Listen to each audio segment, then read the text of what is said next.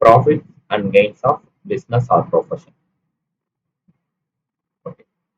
So இதுல என்னென்ன section இருக்குன்னு சொல்லிட்டு மென்ஷன் பண்ணிருக்காங்க. Section 145 method of accounting mercantile or cash basis regularly or consistently employ. Okay. Section 28 chargeable section. 29 computation. So நீங்க income வந்து எப்படி கால்குலேட் பண்ணணும், எது எதெல்லாம் ஆட் பண்ணணும், எது எதெல்லாம் லெஸ் பண்ணணும்னு சொல்லிட்டு இதில் மென்ஷன் பண்ணுங்க. Section 30 rent trades taxes repairs insurance of building. Building related என்னென்ன இருக்கோ அது எல்லாமே section 30. Section 31 plant and machinery furniture for repairs and insurance. Section 32 depreciation. Section 33AB deduction from business of tea, coffee, and rubber in the case. Yeah. Section 35 expenditure contribution for scientific research. Research and development related பண்ணாங்கன்னா அதுல என்னென்ன deduction இதெல்லாமே இந்த செக்ஷன்ல mention பண்ணிருப்பாங்க. Section 35AD specified business. Specified business எது எதெல்லாம் சொல்லிட்டு கேட்டகரைஸ் பண்ணிருப்பாங்க. Section 35D deduction for preliminary expenses. Section 35DDA deduction for VRS. Section 36 specific deduction. Okay.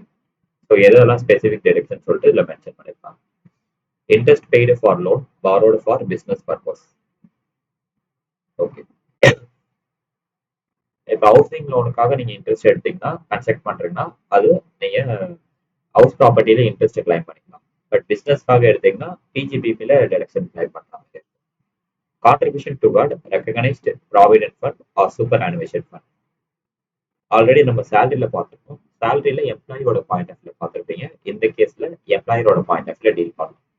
சரி, அதே மாதிரி தான் pension scheme and approved gratuity fund amount received employee credited to concern account. Okay. And bad debts written off. And expenses of promoting family planning among employees by a company, security transaction and commodity transaction in the case. Yeah. So section 37 general deduction is எல்லாமே deal பண்ணுவாங்க. 37 subsection 2B advertisement in any souvenir voucher not deductible. Company case மட்டும் தான் detect பண்ணுவாங்க, மற்ற கேஸ்ல detect பண்ண முடியாது. Section 40A specific டிஸ்அலவன்சஸ் mention பண்ணியிருப்பாங்க. 40B disallowances allowances for firms and LLP. Partnership firm, limited liability partnership இதெல்லாம் எப்படி டீல் பண்ணணும்னு சொல்லிட்டு இதில் மென்ஷன் பண்ணியிருப்பாங்க. 40A subsection 2 unreasonable payment. 40A subsection 3 cash payment excess of 10,000 இருந்ததுன்னா உங்களால எக்ஸ்பென்சஸ் கிளைம் பண்ண முடியும். 40A subsection 3A disallowances cash payment for previously allowed accrued expenses. Section 41 deemed income. 43CA whichever is higher of actual sale value, sale consideration or stamp duty value. Property ஏதாவது நீங்க use பண்ணிட்டு அதுக்கப்புறம் sale பண்றீங்கன்னா அதை எப்படி deal பண்ணணும்னு சொல்லிட்டு mention பண்ணிருக்காங்க. 44AA maintenance of books of account. 44AB mandatory audit of accounts of certain person. 44AD presumptive taxation. 44ABல எது எதெல்லாம் வரலையோ அதெல்லாம் இந்த கேஸ்ல வரும். 44ADA presumptive taxation profession. 44ADல பிசினஸ் ரிலேட்டட் வரும். ஆக்சுவலா பிசினஸ்க்கும் ப்ரொஃபஷனுக்கும் என்ன டிஃபரன்ஸ்? Any idea?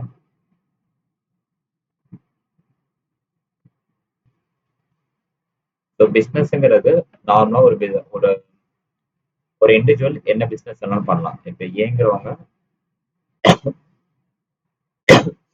எக்ஸாம்பிளுக்கு இ காமர்ஸ் பிசினஸ் ரன் பண்ணலாம், இல்ல இந்த ஷாப்ஸ் இந்த மாதிரி கேசஸ் எல்லாமே இவங்க ரன் பண்ணலாம். அது பிசினஸ் ஓரியன்ட். ப்ரொஃபஷன்னா ஸ்பெசிஃபைடு குவாலிஃபிகேஷன் ரிலேட்டடா வருது. டாக்டர், இன்ஜினியர், ஆடிட்டர்ஸ் இந்த மாதிரி cases.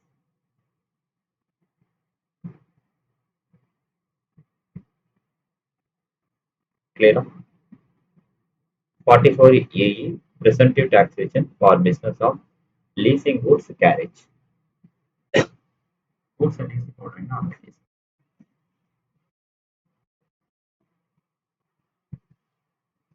11 BAC 1A not available. Section 32 subsection 1 Additional depreciation under section 32 subsection 1. Okay. 115 BAC எடுத்தீங்கன்னா additional depreciation இதில் include ஆகாது. At the same time, section 35 subsection 1 and contribution for scientific R&D. Additional depreciation R&D case and 35 AD specific business. இது மூணுமே 115 BAC follow பண்ணீங்கன்னா இது include ஆகாது. Clear? Section 28 charging section. எது எதெல்லாம் பிஜிபிபியில் வரும்னு சொல்லிட்டு லிஸ்ட் பண்ணியிருக்காங்க. First one PGB. ஸோ என்னென்ன இன்க்ளூட் ஆகும்னா பிஸ்னஸ் இன்க்ளூட் ஆகும், ப்ரொஃபஷன் இன்க்ளூட் ஆகும், ஒகேஷன் இன்க்ளூட் ஆகும், including income from speculative transaction. So business பொறுத்த வரைக்கும் trade plus commerce plus manufacture plus adventure இது எல்லாமே. ப்ரொஃபஷனுங்கிறது ரெக்யர்ஸ் எஜுகேஷனல் குவாலிஃபிகேஷன் மென்ஷன் பண்ணி வரும். ஒகேஷனுங்கிறது ரெக்யர்ஸ் நேச்சுரல் எபிலிட்டிஸ். நேச்சுரல் எபிலிட்டிஸ்னா சில பேருக்கு வந்து நல்லா சிங்க் பண்ணுவாங்க, மியூசிக் கம்போஸ் பண்ணுவாங்க, இந்த மாதிரி கேசஸ் அதெல்லாமே ஒகேஷன் கேஸ்ல வரும். Not being capital receipt. Capital receipt ஏதாவது வந்தா கேபிட்டல் கெயின்ல டாக்ஸபிள், இந்த கேஸ் இந்த இடத்துல டாக்ஸபிள் கிடையாது. Income derived by trade or professional association from specific services. Okay, ஏதாவது ஸ்பெசிபிக் சர்வீசஸ் பண்ணி கொடுத்துருந்தாங்கன்னா அந்த கேசஸ் பிஜிபிபியில் வரும். Exception to the principle of surplus of a mutual association. Mutual association இருந்ததுன்னா அந்த கேஸ் டாக்ஸ் வரும். Exception. Any compensation for termination, modification of management. Okay. So management சைடுல ஏதாவது டெர்மினேஷன் மாடிஃபிகேஷன் இருந்தாலுமே அந்த காம்பன்சேஷன் அமௌண்ட் பிஜிபிபியில தான் வரும். பட் இந்தியாவுக்குள்ள இருக்கணும், வித்தின் இந்தியாவா. Next one profit on sale of import license, duty entitlement passbook, duty free reimbursement certificate, cash assistance by government of India for export duty drawback. Okay, so ஒருத்தங்க export import business பண்றாங்க. இப்போ வந்து அவங்க business வந்து stop பண்ணிருக்காங்க. For எக்ஸாம்பிளுக்கு ஏ வந்து IEC கோடு எடுத்திருக்காங்க, எக்ஸ்போர்ட் இம்போர்ட் கோடு. இவர் வந்து இப்போ பிசினஸ் பண்றது ஸ்டாப் பண்ணிட்டாரு, அதனால இந்த கோடை வந்து பிக்கு வந்து சேல் பண்றாங்க. சேல் பண்றப்போ பி வந்து ஒரு அமௌண்ட் வந்து பே பண்றாங்க. அந்த அமௌண்ட்ல உங்களுக்கு ப்ராஃபிட் இருந்ததுன்னா அந்த அமௌண்ட்டும் டாக்ஸபிள் பிஜிபிபி.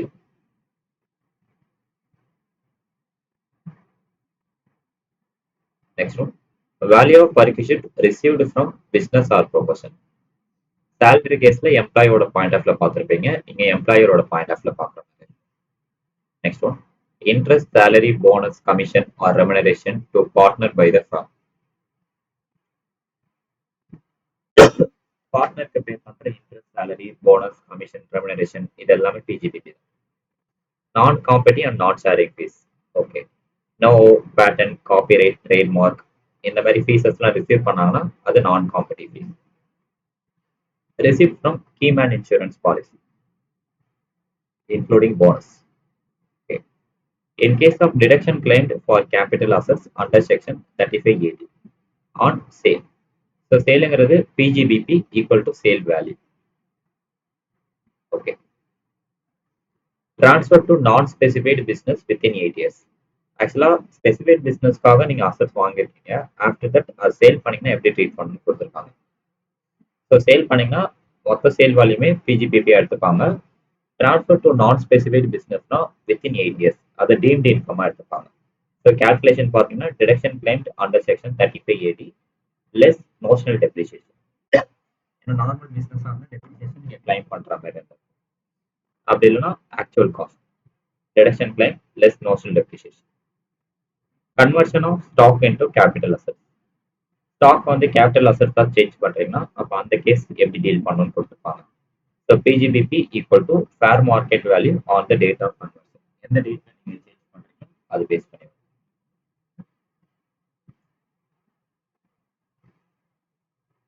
கிளியரா?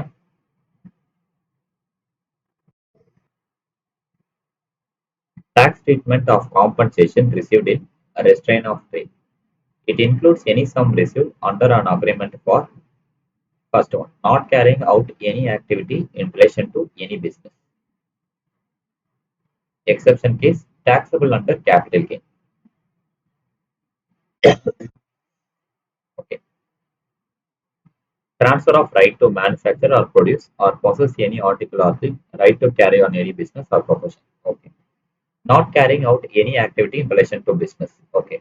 ஸோ ஒரு ப்ராப்பர்ட்டி இருக்கு, அது ரிலேட்டடாக நீங்கள் இப்போ எந்த பிஸ்னஸும் பண்ணலன்னா கேபிட்டல் கெயினில் அதை டாக்ஸபிளாக ட்ரீட் பண்ணியிருப்பாங்க.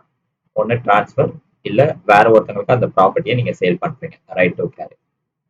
Section 115 BAG, sorry BBG, compensation from multilateral fund from monetary protocol on substance, deflect ozone layer. So இந்த மாதிரி யூஎன் ரிலேட்டட் என்வரான்மெண்ட் ப்ரோக்ராம் வந்துன்னா ஃபிளாட்டா டாக்ஸ் ரேட் வந்து 10% ஆஃப் காம்பன்சேஷன்.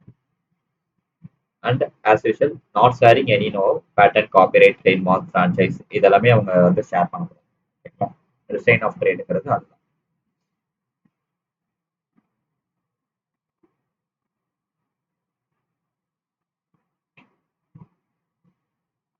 இப்போ எக்ஸாம்பிளுக்கு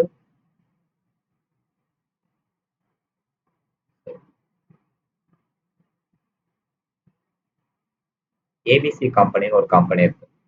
அதுல எக்ஸுங்கிறவங்க வந்து ஒரு எம்ப்ளாயா இருக்காங்க.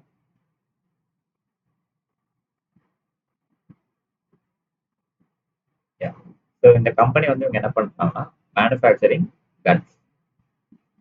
கன்ஸ் அண்ட் ஆமினிட்டிஸ் இதெல்லாமே மேனுஃபேக்சரிங் பண்றாங்க. இப்போ எக்ஸ் வந்து இங்க இருந்து ரிலீவ் ஆகுறாங்கன்னு வச்சுக்கோங்க, இந்த வேலையை விட்டு ஃபைட் பண்றாங்கன்னா ஏபிசி கம்பெனி எக்ஸ் கிட்ட ஒரு அக்ரிமெண்ட் போடுவாங்க. நெக்ஸ்ட் 5 to 10 இயர்ஸுக்கு இந்த மாதிரி பிசினஸ் வந்து அவங்க வெளியே பண்ணக்கூடாது.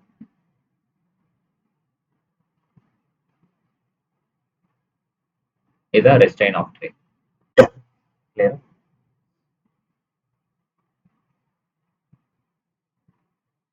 Next one, speculation business involves speculation transaction. A transaction which a contract for purchase or sale or commodity, including stock or shares, periodly or ultimately settled otherwise by actual delivery or transfer of the commodity or stream. So speculative transaction தான் cost value விட ஹையா sale பண்றது. இப்போ எக்ஸாம்பிளுக்கு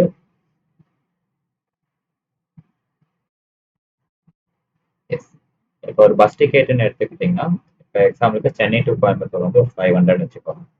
but இதே seasonal time, Deepavali, Pongal இந்த மாதிரி டைம்ல பிரைஸ் ரேட்டை ஹையர் பண்ணி சேல் பண்றது 2000, 3000 இந்த மாதிரி.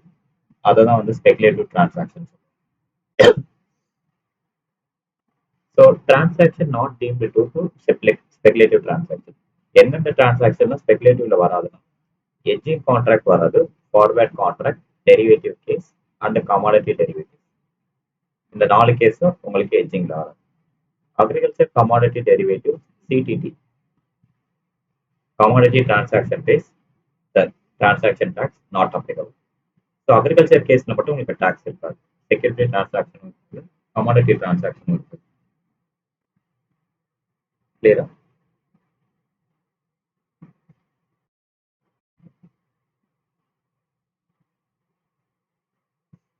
Section 29 PGBP computation. ஓகே, பிஜிபிபியோட காம்படிஷன் கொடுத்துருக்காங்க.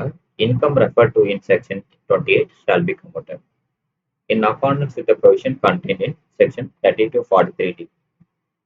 Okay, so section 30 to 43D ல எதெல்லாம் ஆட் பண்ணணும், எதெல்லாம் லெஸ் பண்ணணும், அதெல்லாமே டோட்டலா பிஜிபிபி காம்படிஷன்ல பண்ணும்.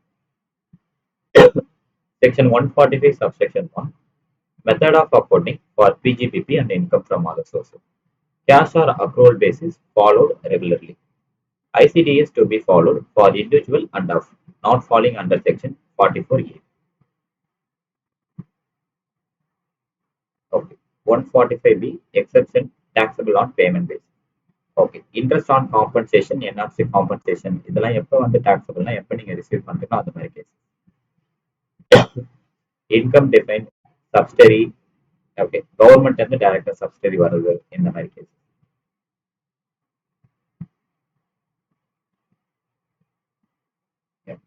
So section 30 as usual building base பண்ணது, 31 பிளாட் அண்ட் ஃபர்னிச்சர் பேஸ் பண்ணது, 37 rent on plant and machinery and furniture deductible.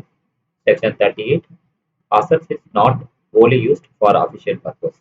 இப்போ எக்ஸாம்பிளுக்கு ஒரு அசட்ஸ் வாங்கியிருப்பாங்க, அதை பார்ஷியல் பிஸ்னஸ்க்காகவும் பார்ஷியல் பர்சனல் யூஸ்க்காகவும் யூஸ் பண்ணியிருப்பாங்க. அப்போ அந்த கேஸ் வந்து ப்ரொபோர்ஷனேட்டாக கிளைம் பண்ணும். 32. In case of capital nature expenses, repairs and replacement, depreciation is allowed.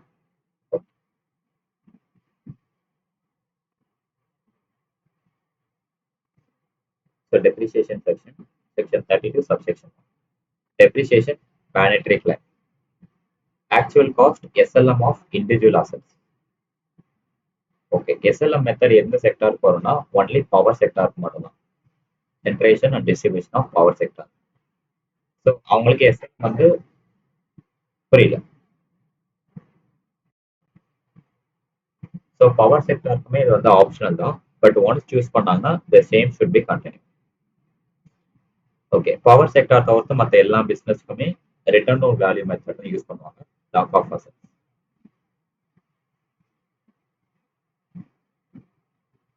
இப்போ இதில் additional depreciation at 20%. So 10% depreciation if put to use less than 180 days.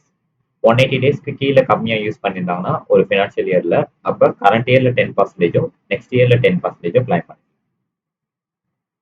So plant and machinery used in factory manufacturing இண்டஸ்ட்ரியாக இருக்கணும், including printing and printing publication, eligible for power generating. Power generating அதில் include ஆகும். No additional depreciation. எந்தெந்த இதுக்கெல்லாம் okay, only additional depreciation plant and மிஷினரிக்கு மட்டும் தான் வரும். பில்டிங் ஃபர்னிச்சர் இந்த கேசஸ்க்கு உங்களுக்கு வராது. ஸோ எந்தெந்த கேஸுக்குலாம் அடிஷனல் டெப்ரிசியேஷன் வராதுன்னா, plant and machinery already used in India and outside India. Already use பண்ணது செகண்ட் ஹேண்டாக பை பண்ணிங்கன்னா அந்த கேசஸ் வந்து உங்களுக்கு வராது. அதே மாதிரி plant and machinery installed in office premises, residential accommodation, guest house இந்த மாதிரி கேசஸ் உங்களுக்கு வராது. ஆல்ரெடி 100% நீங்கள் அது டெப்ரிசியேஷன் கிளைம் பண்ணிட்டீங்கன்னா அந்த கேசஸ் கிளைம் பண்ணலாம். Any office appliances or road transport vehicles இந்த மாதிரி கேசஸ் வராது. Is sold in the year of acquisition இந்த கேஸ் வந்து allowed only if exercising the option shifting of the default tax region 115 BS. So terminal depreciation return down value less sale consideration. Condition to claim depreciation. Assessee வந்து should be the owner or no. Depreciation allowed to beneficial. Assets should be used for business or profession or இருக்கணும். அப்பதான் depreciation வந்து உங்களால claim பண்ண முடியும். First one, yeah. Leasehold assets இருந்தா லெஸ்ஸார் claim பண்ணுவாங்க. அந்த அசட்ஸோட ஓனர் கிளைம் பண்ணுவாங்க. Capital expenditure on leasehold assets allowable. Hire purchase case principal தான் அலோ பண்ணிக்க முடியும். Active and passive use or ready to use இந்த கேஸ் allow. Purchase in the previous year put to use after 4th October less than 180. Okay, so previous இயர்ல purchase பண்ணிருக்கீங்க, put to use பார்த்தீங்கன்னா after 4th October அப்புறம் தான் use பண்ணிருக்காங்க. Less than 180 days are 50% allowed. Purchased in the preceding previous year and put to use less than 180 days are 100% allowed. ஓகேங்களா? preceding previous year 2 years before நீங்க வாங்கியிருப்பீங்க, but use பண்ணாம அப்படியே வச்சிருப்பீங்க. அப்போ அந்த மாதிரி கேசஸ்ல 100%.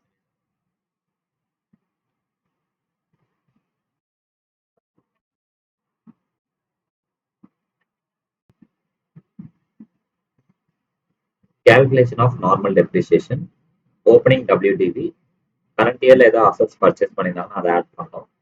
அசட்ஸ் ஏதாவது சேல் பண்ணியிருந்தாங்கன்னா அதை லெஸ் பண்ணணும்.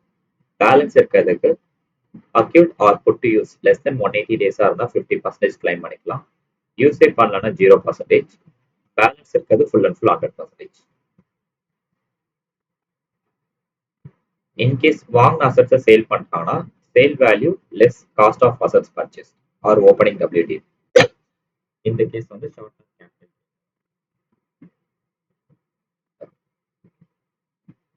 So sale value more than the opening WDV and the cost of assets are the short-term capital gain level. Sale value less than opening WDV, cost of assets are the short-term capital loss level. Abnormal loss of assets. Abnormal loss na insurance claim in the received cases. Block of assets and value in the depreciation allow பண்ணுவாங்க. Block of assets எந்த assets value எதுவுமே இல்லைன்னா capital gain or loss are deal பண்ணும். Not insured case, yeah, as usual, assets and value வந்து depreciation allowable. Assets value இல்லைன்னா எந்த அட்ஜஸ்ட்மெண்ட்டும் பண்ண முடியும் இந்த லாஸ்.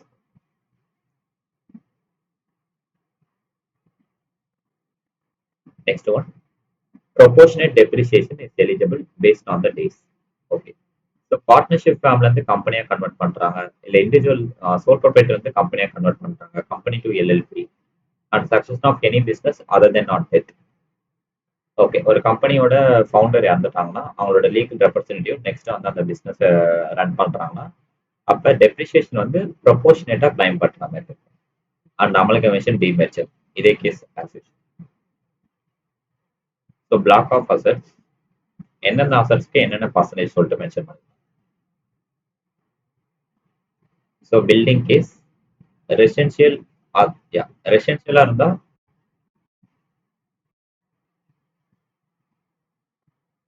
பில்டிங் கேஸ்ல 3 கேட்டகரி. ரெசிடென்ஷியலா இருந்தா 5%, ஆஃபீஸ் ஃபேக்டரி குடோன்ஸா இருந்தா 10%, டெம்பரரி ஸ்ட்ரக்சர்ஸா இருந்தா 40%. Furniture and fittings includes electrical ஃபிட்டிங்ஸா இருந்தாலுமே ஃபிளாட்டா 10%. Plant and machinery not include tea bushes, livestock, building and furniture. General பிளாக்கா இருந்தா 15%. ஸோ ஜென்ரல்ல எது எதெல்லாம் வரும்னு சொல்லிட்டு மென்ஷன் பண்ணிருக்காங்க. Motor vehicles other than those used business of running them on hire purchase இருக்கக்கூடாது. If acquired 23rd August 2018 but put to use on or before 31/3/2020, 30%. Windmill installed before 1/4/2020.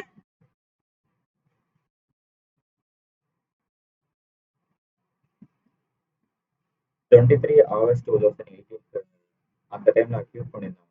Percentage வந்து 15%. அதுக்கப்புறம் அக்யூர் பண்ணியிருந்தாங்க.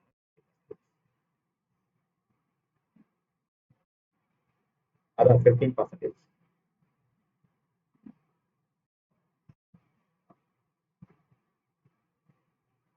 Yeah. Windmill installed before 1/4/2014. Oil wells, apex and mobile phones. So apex is electric, private, automatic branch exchange. Next one, ship cases are the 20%.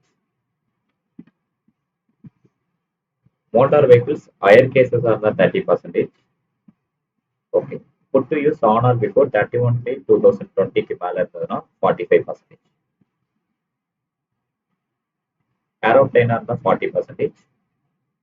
And intangible assets 25%. Clear?